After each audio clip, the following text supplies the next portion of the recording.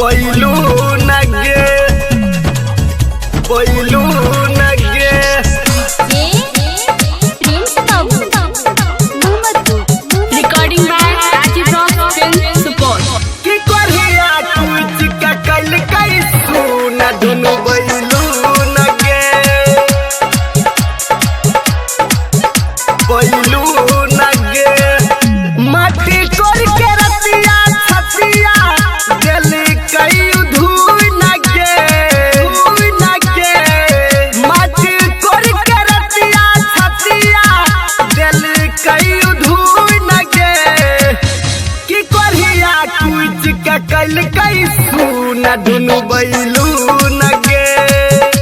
कि मुआना कुछ का कल कैसू न दुनु बैलू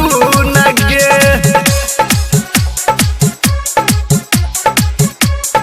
दुनु बैलू नगे बैलू नगे की करिया कुछ का कल कैसू न दुनु बैलू नगे बैलू नगे डीजे के लट जब बुतलाई गे सखिया चोली में हाथ घुसल कई गे घुसल कई गे देह सिहारी आगे लई गे सखिया हमरा उदर्द उठल कई गे हम नहीं जानलऊ ता करी देते भूल के हम नहीं जानलऊ ता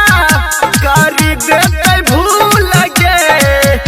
कि मुआना कुछ का कल कैसू न दुनु बैलू नगे कि करिया कुछ का कल कैसू न दुनु बैलू नगे दुनु बैलू नगे बैलू नगे कि मुआना कुछ का कल कैसू न दुनु बैलू नगे बैलू